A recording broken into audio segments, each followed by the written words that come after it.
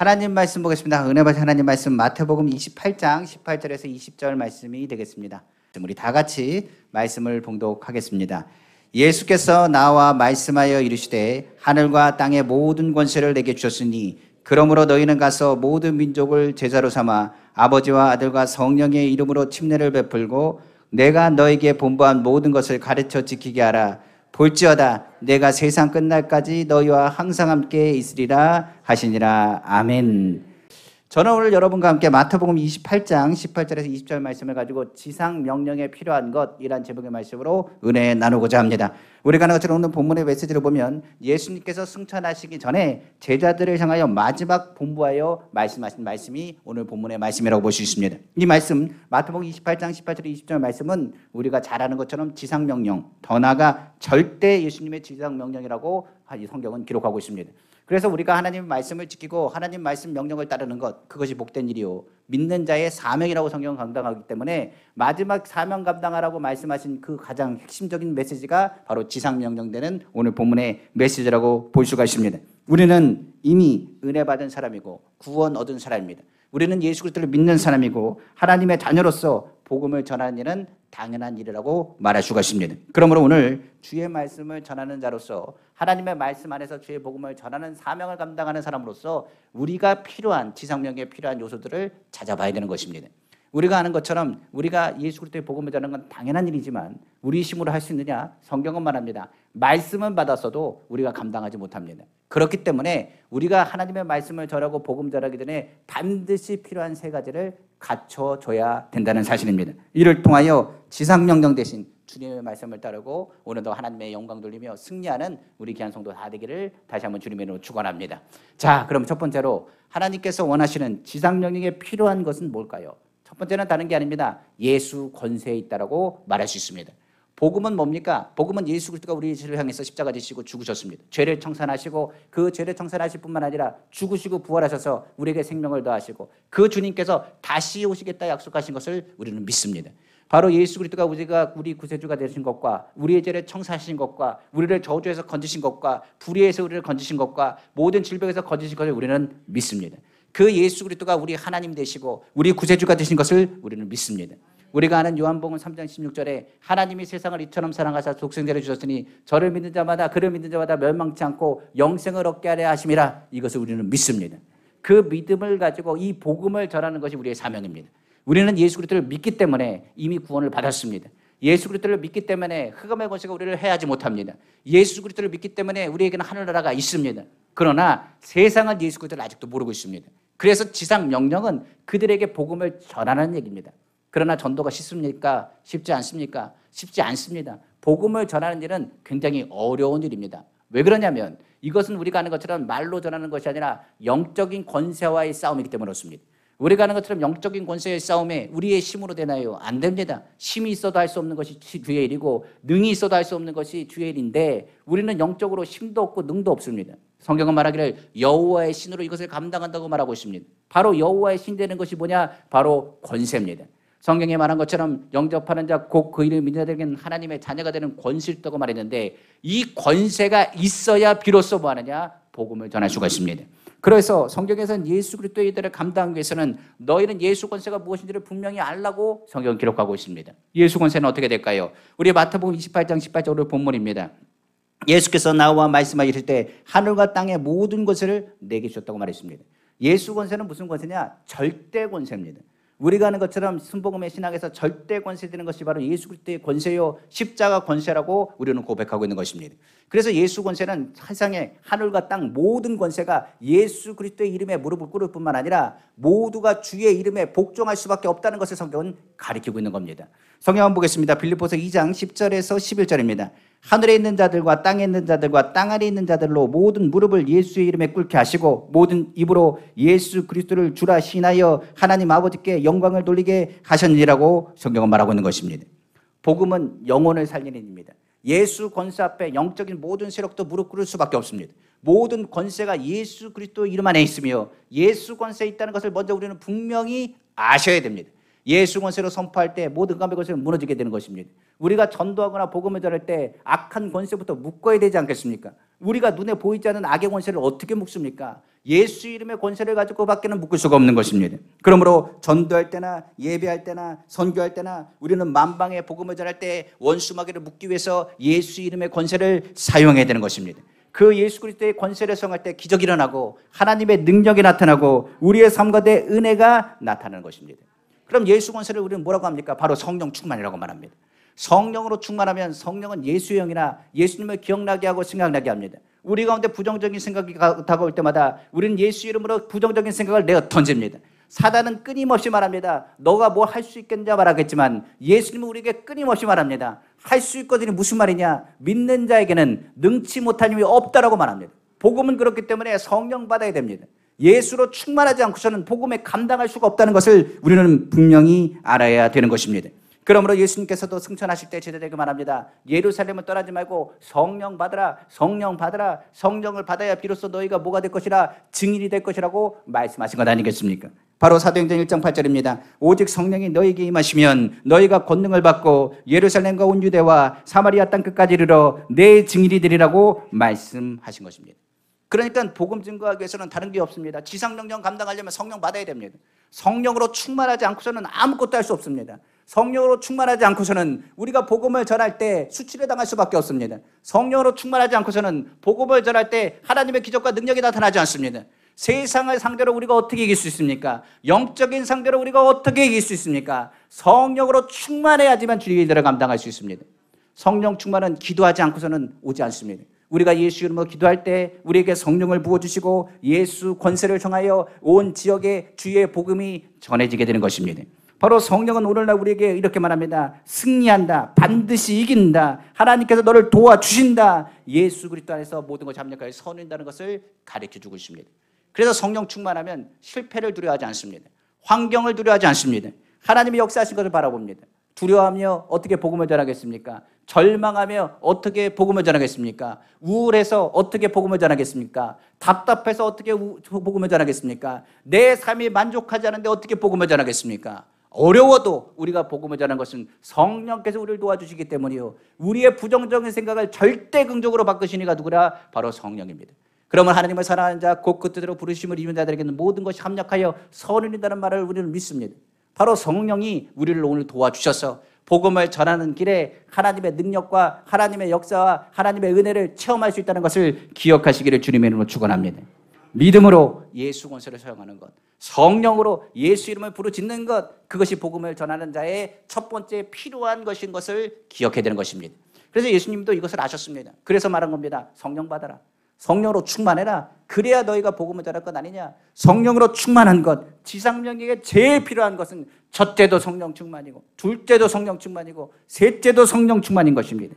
예수 권세를 사용해야 지상명령인 하늘나라를 확장할 수 있기 때문입니다. 그러면 두 번째로 우리에게 필요한 지상명령 감당해서 예수님께서 당부하신 말씀이 뭡니까? 성경은 말합니다. 가장 필요한 두 번째는 바로 예수 그리스도의 마음을 품는 것입니다. 우리가 하는 것처럼 영적 권세를 가진 예수님은 가는 곳마다 병든 자를 치료하셨고 눌린 자를 자유케 하셨습니다. 예수님이 거하는 곳마다 성경은 말합니다. 성령이 그를 충만하게 하셨고 기름부터 타셨으며 그는 두루 다니며 무슨 일을 행하셨다고 성경 기록하느냐? 선한 일을 행하셨다고 성경 기록하고 있습니다. 우리가 아는 말씀 보겠습니다. 사도행전 10장 38절입니다. 하나님이 나사렛 예수에게 성령과 능력을 기름부터 타셨으며 그가 두루 다니시며 선한 일을 행하시고 마귀에게 눌린 모든 사람을 고치셨으니 이는 하나님이 함께 하십니다. 성령 받고 나서 예수님께서 뭐 하셨냐? 성령의 기름부터 타셨으며 그는 선한 일을 행하셨다고 말했습니다. 바로 선한 일은 무엇을 얘기하느냐? 살리는 일이요. 그건 누구의 마음이나 바로 예수 그리스도의 마음인 것입니다. 그러다 보니 빌립보서에서는 예수님을 마음을 품으라고 했습니다. 성경에 바울은 얘기합니다. 예수 그리스도의 마음은 그리스도 안에서의 하나님을 전하는 그릇과 같습니다. 성경 보겠습니다. 빌립보서 2장 5절에 너희 안에 이 마음을 품으라 곧 그리스도 예수의 마음이니. 그럼 예수의 마음은 어떤 마음입니까? 가난한 자, 눌린 자, 버림받고 소외된 사람, 그들을 향하여 주의 복음을 전하는 것입니다. 바로 성경에 말한 것처럼 예수 그리스도께서 지상명령을 통해서 그 제자들에게 하신 말씀입니다. 마태복음 28장 19절입니다. 그러므로 너희는 가서라고 되어 있습니다. 모든 민족을 제대로 삼아 아버지 아들과 성령의 이름으로 침례를 베풀라고 했는데 여기서 가라고 했는데 누구에게 간다는 얘기입니까? 지금 세상은 죽어가는 사람이 많습니다. 우리가 나처럼 주변에 둘러보십시오. 병든 사람이 많습니다. 얼마 전에 산불이 일어나서 그 지역에 있는 사람들을 보니 너무나 안타까운 일들이 너무 많습니다. 저도 연락해보고 전화해봤더니 모든 것이 다 타버렸다고 말합니다. 그럴 때 선한 마음을 가진 사람은 어떡합니까? 그들에게 도움을 주고 그들에게 사랑을 베푸는 건 아니겠습니까? 교회가 왜 하나님의 복음을 전하면서 왜 사회와 세상을 향해서 손가락질 나가느냐? 교회가 선한 일들을 감당해야 세상에서도 복음을 받아들일 것 아니겠습니까? 우리가 주의 복음을 전한다고 하면서 인색하게 주의 복음을 전해 보십시오. 누가 그 복음을 받아들이겠습니까? 교회가 인색하게 주의 복음을 전한다 얘기한다면 누가 그 복음을 받는지 오히려 복음의 방해물이요 장애물이 되는 것이 복음 전하는 전도자의 모습 아니겠습니까? 그래서 성경은 말합니다. 내가 예수 그리스도의 마음이 없다면 주의 일들을 감당할 수 없을 것이라. 선한 영향력을 갖는 교회가 되어야 되는 것입니다. 저희 교회가 기도하는 내용은 다른 게 아닙니다. 선한 교회, 선한 영향력을 갖는 교회가 되기를 간절히 원합니다. 동서남북을 향해서 우리가 이번 식당들 많은 지역들이 있습니다만 그 지역을 살리는 게 어디가 살리느냐? 제대로 된 교회가 있으면 주변의 상권부터 삽니다. 주변에 있는 고을들이 살게 되어 있는 것입니다. 여의도에는 여의도 순복이가 섰기 때문에 여의도가 축복을 받은 겁니다. 우리가 아는 것처럼 각 지역마다 교회들을 세운 것은 그 교회들 가운데 선한 영향력을 끼쳐야 되는 것입니다. 그래서 교회가 있으면 그 가운데 선한 영향을 받고 많은 사람들이 교회를 통해서 많은 어려운 사람이 숨을 쉬고 호흡할 수 있는 교회가 되어야 된다는 것입니다. 세상을 향한 이웃이 되어졌을 때, 숨 쉬는 교회가 되어졌을 때, 숨을 쉴 수 있도록 복음을 통하여 어려운 자들이 숨을 쉬고 호흡할 수 있는 교회가 되었을 때 비로소 하나님 나라가 확장되는 것입니다. 초대 교회는 우리가 아는 것처럼 형편이 그렇게 좋은 사람들이 많지 않았습니다. 그러나 그들이 마음이 하나가 되었습니다. 예수 그리스도의 마음을 품었습니다. 그리고 서로가 서로를 모든 것을 나누기 시작했습니다. 그들의 삶은 성경을 보니까 하나님의 은혜로 나누니 그들의 삶은 더욱 풍성해지기 시작했습니다. 그들은 더욱 부흥하기 시작했습니다. 성경을 보니까 많은 사람들이 그들을 보면서 말했습니다. 칭찬했다, 칭송했다고 말합니다. 그리고 성경은 뭐라고 하느냐? 칭찬을 받으니 그 수가 날마다 늘었다고 성경은 기록하고 있는 것입니다. 사도행전 2장 44절 47절입니다. 믿는 사람이 다 함께 모여 모든 물건을 서로 통용하고 또 재산과 소유를 팔아 각 사람의 필요를 따라 나눠주며 날마다 마음을 같이하여 성전에 모이기를 힘쓰고 집에서 먹을 때며 기쁨과 순전한 마음으로 음식을 먹고 하나님을 찬미하며 또 온 백성에게 칭송을 받으니, 온 백성은 믿는 자뿐만 아니라 안 믿는 사람을 다 포함한 것입니다. 모든 사람들이 교회에 갔을 때 칭찬했습니다. 칭찬을 받으니 주께서 구원받는 사람을 날마다 더하게 하셨다라고 성경은 말하고 있는 것입니다. 그러니까 예수님의 마음 없이는 복음이 전해질 수가 없습니다. 아무리 성령이 충만하다고 해도, 하나님의 역사가 나타나고 기적이 나타난다고 해도 교회가 선한 일을 감당하지 못하면 어떻게 선한 영향을 끼칠 수 없는데 그 교회가 칭찬받을 수 있겠습니까? 세상을 보더라도 교회는 칭찬받는 교회가 돼야 됩니다. 주의 일들을 감당할 때 우리는 하나님의 성전이요, 우리 한 사람 한 사람은 하나님의 성전이요 하나님의 교회입니다. 그러면 우리의 모습이 세상을 향하여 어떤 모습을 가야 되냐? 인색한 모습이 아니라 칭찬받는 자의 모습을 가져야 된다는 사실입니다. 얼마 전에 지방의 어떤 청년이 교회를 찾아왔습니다. 저희 교회에 찾아와가지고 문을 두드리고 저를 만났습니다. 그러면서 말합니다. 지금 제가 며칠을 굶었습니다. 지방에서 올라왔는데 지금 아무것도 할 수 있는 능력이 없습니다. 나를 어디다 써달라고 했더니 아무도 나를 써주지 않습니다. 제가 아르바이트라도 해가지고 갚든지 뭘 도와드리고 싶은데 지금 아무것도 할 수 없습니다. 지금 며칠을 굶었습니다. 도와줄 수 있습니까? 라고 저 물었습니다. 제가 그랬습니다. 그런데 어떻게 교회 일을 찾아오셨습니까? 라고 물었습니다. 그랬더니 그 청년이 저에게 이야기합니다. 목사님, 저희 어머니가 그런 얘기 했습니다. 힘들고 배고프면 교회를 가라고. 교회를 가면 먹을 거 준다고. 교회를 가면 도와준다고. 그런데 솔직히 목사님, 주변 교회를 다 돌아봤습니다. 근데 교회들 다 문 닫아 있었고 도와달라고 그러면 모른 척하고 지나가는 사람이 한두 명이었습니다. 저랑 어머니 말이 맞는지 틀린지 확신할 수가 없었습니다. 제가 솔직히 예수를 믿지 않습니다. 그러다 보니 어머니가 그때 말하는 것, 교회 가면 도와준다는 말을 저는 믿을 수가 없었습니다. 그런데 한번 믿어보자는 심정으로 한번 더 와가지고 이곳에 문을 두드렸습니다. 그런데 목사님을 만났고 목사님께서 이렇게 물질적으로 후원도 해주고 도와주셔서 너무나 감사합니다. 어머니가 말씀하신 것이 무엇인지를 제가 이제는 믿게 되었습니다. 나중에 일단은 제가 알바하고 열심히 봉사하고 나서 힘을 내고 나서 그 다음에 다시 지방으로 돌아가면 저도 교회 다니겠습니다. 그가 믿음으로 고백했습니다. 만약에 교회에서 선을 베푸지 않았다면, 아무리 뜨겁던 하나님의 역사가 있던 선을 나누지 않는다면 그 하나님의 사랑과 하나님 예수 그리스도의 사랑을 어찌 믿을 수 있겠습니까? 우리가 아는 것처럼 교회는 그렇습니다. 그 사람이 약하고 연약하면 도와줘야 됩니다. 그 사람의 묻지도 따지지도 말고 그 사람이 그 사랑 안에서 그 사람을 품어줘야 됩니다. 그분이 잘 데가 없다고 그래서 제가 많은 돈은 드리지 못했습니다. 주머니에 있는 것이 한 3만 원 정도 있어가지고 그 밑에 가서 식사도 다 먹고 그리고 또 사우나가 있으니까 거기서 주무시고 가라고 했습니다. 그랬더니 그 말에 얼마나 감동했는지 모르겠습니다. 그러니까 이것을 통해서 예수를 믿어보겠다는 마음을 가졌다는 사실입니다. 우리가 알아야 됩니다. 선한 마음을 가져야 그때 그 마음이 통하게 되어 있습니다. 예수 그리스도의 마음 그 사랑을 갖지 않고서는 주의 복음을 전할 수가 없습니다. 우리가 복음을 전합니까? 우리가 선한 일을 감당합니까? 교회는 우리가 하는 것처럼 굶주린 자는 먹게 하고 목마른 자는 마시게 하는 것이 교회입니다. 어린아이 하나에게 하는 것, 누구에게 하든 죽게 하듯 하는 것이 바로 선한 마음이요 예수 그리스도의 마음인 것을 기억하시기를 주님의 이름으로 축원합니다. 마지막으로 그러면 주의 복음을 전하는 것 지상명령에서 가장 필요한 것은 뭘까요? 우리가 것처럼 예수 그리스도의 모습이 우리에게 필요한 것입니다. 제자들에게 보이신 것 영호 사랑하는 마음 그뿐만 아니라 그 모습을 보이셨습니다. 예수님은 어떤 행동을 하셨느냐? 가난한 자, 눌린 자를 그냥 모른 척하고 지나가지 않았습니다. 그 영혼을 정말 사랑하는 모습으로 품으셨다는 사실입니다. 우리가 아는 것처럼 선한 마음 갖는 것 중요합니다. 착한 마음 갖는 것 중요합니다. 그런데 많은 사람들이 저에게 묻는 게 있습니다. 예수 믿으면 어떻게 해야 되냐고 묻습니다. 그런데 성경에 보면 저는 이렇게 얘기합니다. 예수님처럼 하면 됩니다. 예수님이 어떻게 하셨는지 제자들에게 보이셨습니다. 그러면서 그들에게 말합니다. 너희는 이렇게 행하라. 그러면서 너에게 새 계명을 너에게 주겠다. 너희가 이렇게 행하면 비로소 너희는 뭐가 될 것이라? 너는 제자가 될 것이라. 나의 제자인 것을 세상은 알 것이라 말하고 있습니다. 스승을 닮아가는 게 제자입니다. 제자는 누굴 닮는 거냐? 그 사람의 스승의 가르침을 받고 스승이 하는 그대로 그것을 따라서 그것을 이루는 것이 제자의 모습이라고 볼 수 있습니다. 성경 한번 보겠습니다. 요한복음 13장 34절에서 35절입니다. 새 계명을 너희에게 주노니 서로 사랑하라. 내가 너희를 사랑한 것 같이 너희도 서로 사랑하라. 너희가 서로 사랑하면 이로써 모든 사람이 너희가 내 제자인 줄 알리라. 성경 말하고 있습니다. 그러니까 뭘 얘기하느냐? 새 계명을 주셨는데 서로 사랑을 합니다. 근데 많은 사람들은 사랑하는 법을 잘 모릅니다. 어떤 프로에 보니까 이런 얘기 하더라고요. 육아 프로에 보니까 아이들에게 뭘 가르쳐야 되느냐? 사랑하는 방법을 좀 가르쳐야 된대요. 아이들은 눈에 보이는 것 본능적으로 행동하기 때문에 이거는 좋은 거고 이거는 남에게 피해 주는 거고 이렇게 하는 것이 사랑하는 표현이고 이렇게 해야지 서로가 기뻐하는 것이고 이렇게 해야지 행복하는 것이고 이런 것이 좋은 거라고 가르쳐줘야 된답니다. 그러니까 3년 반 동안 예수님께서 뭐 하느냐? 제자들에게 가르치신 거예요. 그들의 발을 씻기십니다. 너희도 그렇게 해라.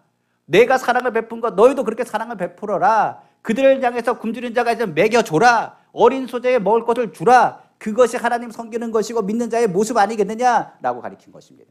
우리가 아는 것처럼 예수님의 제자라고 한다면 누굴 닮아야 되느냐? 예수님을 닮아가야 되는 것입니다. 성경에 그렇기 때문에 뭐라고 합니까? 가르쳐 지키게 하라고 성경은 기록하고 있는 겁니다. 한번 보겠습니다. 마태복음 28장 우리 19절에서 20절 말씀 한번 보겠습니다. 그러므로 너희는 가서 모든 민족을 뭘 삼으라고요? 제자로 삼으라고 했습니다. 아버지와 아들과 성령의 이름으로 뭘 베풀고요? 침례를 베풀고 내가 너에게 분부한 모든 것을 뭐하게 하라고요? 가르쳐 지키게 하라. 볼지어다 내가 세상 끝날까지 너희와 항상 함께 있으리라 하시니라고 성경은 말하고 있는 것입니다. 우리는 누굽니까? 예수님 제자입니다. 예수님이 원하시는 건 뭐냐? 우리가 예수 그리스도를 닮기를 원하십니다. 복음을 전할 때 예수 그리스도 닮는 것이 왜 중요한지 아십니까? 예수님이 다른 사람을 모욕했습니까? 다른 사람을 저주했습니까? 아닙니다. 예수님은 그 사람을 축복했습니다. 가난한 사람, 나약한 사람들의 뭐가 됐느냐? 친구가 되어주셨습니다. 그들을 무시하지 않았습니다. 한 사람 한 사람을 다 존중해 줬습니다. 한마디로 얘기하면 인격적인 신앙을 가져야 됩니다. 복음을 전할 때 예수 믿고 천국 가십시오, 불신 지옥 하면서 그 사람을 말하기를 이 악마 같은 사람, 귀신 같은 사람, 그러면 그 사람이 복음을 받아들이겠습니까? 예전에 이런 얘기 들었습니다. 부부싸움을 했는데 그 남편에 대해서 너무나 시험이 들었습니다. 그래서 목사님께 상담하기를 뭐라 그랬냐? 저 악마 같은 인간 좀 하나님 고쳐달라고 하더라고. 저 마귀 같은 마귀 짓을 한다고. 그러면 그 말을 들었던 남편이 그 마음 가운데 마음을 풀겠습니까? 우리가 아는 것처럼 마귀 같은 남편이 아닙니다. 주님의 국률함과 사랑을 찾고 있는 남편입니다. 우리가 아는 것처럼 생각을 바꿔야 되는 것은 다른 것이 아닙니다. 예수님이 뭐라고 생각합니까? 거라사 귀신 들린 자를 향해서도 불쌍한 마음을 가지셨습니다. 그리고 그를 치료하고자 다가오신 분이 누구냐? 예수님이십니다. 예수님께서 사람을 무시했습니까? 아닙니다. 무시하지 않으셨습니다. 한 영혼 한 영혼을 귀하게 여기셨습니다. 성경은 예수님을 말하기를 선한 목자라고 했습니다. 목자는 양들에서 목숨을 걸었다고 했습니다. 그리고 더 나가서 자신의 생명을 내주었다고 얘기한 것이 예수님의 사랑법이었습니다. 우리가 하는 것처럼 사랑한다면, 예수님의 제자라면 예수님을 닮아야 될 것이고, 예수님이 원하시는 것은 너희가 예수님을 닮았으면 그들을 통하여 내가 너희를 제자 삼은 것처럼 그들 또한 예수 그리스도의 제자 삼을 수 있도록 그를 가르치라고 말씀하고 있는 것입니다. 교회는 그래서 가르쳐줘야 됩니다. 뭘 가르쳐주냐? 신앙이 어떻게 신앙생활하는지 똑바로 가르쳐줘야 됩니다.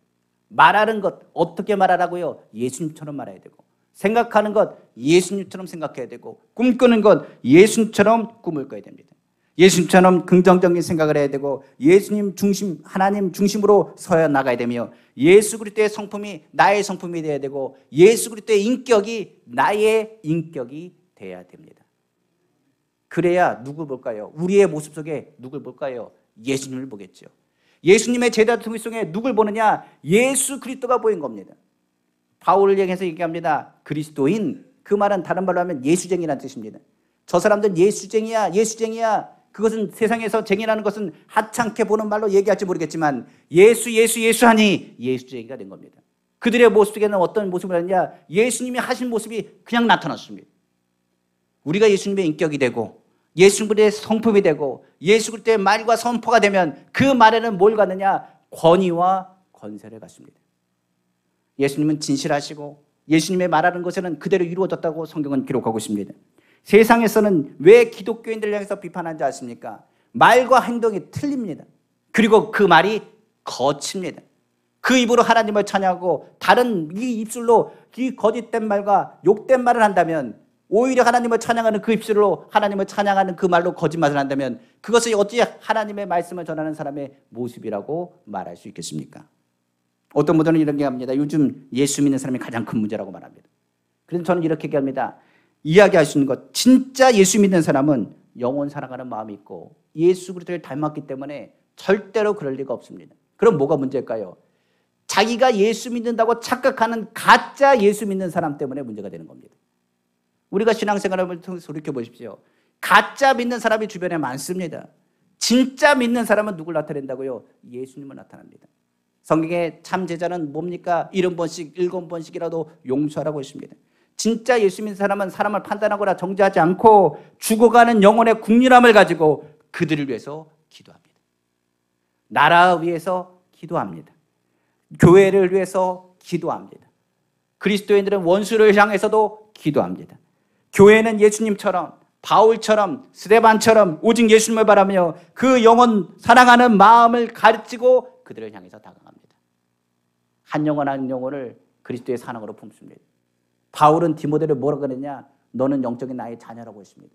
그 자녀라는 그 의미는 그만큼 사랑한다는 것을 의미하는 것이고, 그가 누구를 많은 교회들 가운데 그리스도의 복음을 전하는 우뚝 서는 반석이 되기를 누구보다도 원했다는 사실입니다. 교회는 세대 교체가 이루어져야 됩니다. 무슨 얘기냐? 재생산이 이루어지지 않으면 그 교회는 죽습니다. 신앙생활도 동일합니다. 많은 선교회마다 뭐가 중요하느냐? 그리스도의 사랑과 그 열정이 회복돼야 되고, 그 사랑 예수 그리스도의 닮음을 통하여 예수 그리스도가 누구라는 것이 참 좋으신 구세주라는 것을 우리의 모습 속에서 나타내 보여야 됩니다. 권사님의 모습을 보니 예수님의 모습을 보는 것 같습니다. 집사님의 모습을 보니 예수님의 모습을 보는 것 같습니다. 목사님의 모습을 보니 정말 예수님의 모습을 보는 것 같습니다. 그 입술의 고백이 우리의 심령뿐만 아니라 세상을 향해서도 들리기를 다시 한번 주님의 이름으로 축원합니다. 서로 사랑하는 것, 복음의 재생을 이루는 거지요. 사랑의 풍성함으로 예수 사랑이 넘칠 때 하나님 나라는 임하게 되는 것입니다. 우리는 그리스도의 제자입니까? 예수 제자라면 약하지 않습니다. 우리는 강한 자입니다. 사랑은 약한 게 아닙니다. 사랑은 강합니다. 우리는 가난한 자입니까? 아닙니다. 우리는 부유한 자입니다. 우리는 없습니까? 아닙니다. 있는 사람입니다. 우리는 무명한 자입니까? 아닙니다. 우리는 유명한 자입니다. 사랑은 나누면 넘쳐나고 뭉쳐자면 없어지는 것이 바로 사랑입니다. 사랑은 끊임없이 주님의 복을 누리고 하나님의 사랑을 섬기며 나타내는 것임을 기억하시기를 주님의 이름으로 축원합니다. 자, 오늘은 이 세 가지를 우리 나눴습니다. 복음 전도자로 간다면 선교하는 선교사라고 한다면 이 세 가지를 가십시오. 첫째, 성령 충만 받으십시오. 성령 없이는 주일 못합니다. 주일하는 건 가짜입니다. 어찌 내 힘으로 주일을 합니까? 하나님의 그 거룩한 일을 우리가 어떻게 감당할 수 있습니까? 성령으로 충만하기를 다시 한번 주님으로 축원합니다. 두 번째, 아까 얘기했습니다. 예수 그리스도의 마음을 보내십니다. 그리스도의 마음, 선한 일을 하는 것이 교회가 됩니다. 예전에 예수 믿는 사람들이 어떻게 복음을 전하고 그 복음 안에서 돌아왔는지를 기억해야 됩니다. 이 땅이 불모제 같은 복음의 불모제 같은 이 땅이 복음을 받아들인 것은 많은 선교사님들의 성을 행하였기 때문입니다. 우리가 아는 것처럼 연세 세브란스 병원이라든지 많은 지역에 있던 모든 선교사들이 세운 병원들을 보면 그들은 단순히 복음을 전하는 끝나는 것이 아니라 선을 행했다는 사실입니다. 예수 믿는 사람은 선을 행하는 사람입니다. 진짜 예수 그리스도를 믿는 사람은 예수 그리스도의 마음을 품고 믿음으로 서는 사람인 것을 기억하시기를 주님으로 축원합니다. 더 나아가 마지막에 얘기한 것처럼 바로 예수 그리스도의 모습으로라고 말하고 있습니다. 우리는 누구의 모습을 가졌다고요? 예수 그리스도의 제자 아닙니까? 그리스도의 모습을 가져야죠. 예수 그리스도의 사랑으로, 예수 그리스도의 믿음으로, 예수 그리스도의 말로, 예수 그리스도의 행함으로 예수 그리스도께서 하신 것처럼 그 성도의 발을 씻겨주고 용서해주고 안아주고 그 죄를 위해서 중보해주는 믿음의 사람들로 거듭나시기를 다시 한번 주님의 이름으로 축원합니다. 그렇게 하시면 주님은 두 가지를 오늘 분명하게 약속하십니다. 첫 번째, 내가 너와 항상 함께하리라. 주님이 우리와 함께 하십니다. 복음을 전할 때 나를 사랑하시니 우리 절대로 떠나지 않습니다. 두 번째, 반드시 뭐 할 것이라? 승리할 것이라. 성경 요한복음 16장 33절, 이것을 너에게 이르는 것은 너희로 내 안에서 평안을 누리게 하려 함이라. 세상에서는 너희가 환난에 당하나 담대하라. 내가 세상을 이겨노라. 이미 복음을 전하는 자는 승리한 자입니다. 복음을 전하지 않는 교회는 죽은 교회요. 복음 사명을 감당하지 않은 것은 교회라고 말할 수가 없습니다. 우리가 아는 것처럼 순복음 교회는 말 그대로 순복음을 전하는 교회가 바로 순복음 교회입니다. 침묵하는 교회는 순복음이 될 수 없습니다. 우리가 예수 그리스도 안에서 성령 안에서 예수 그리스도의 마음을 품고 예수 그리스도의 방법으로 주의 복음을 전하고 승리하시는 우리 귀한 성도가 다 되기를 다시 한번 주님의 이름으로 축원합니다. 기도하겠습니다.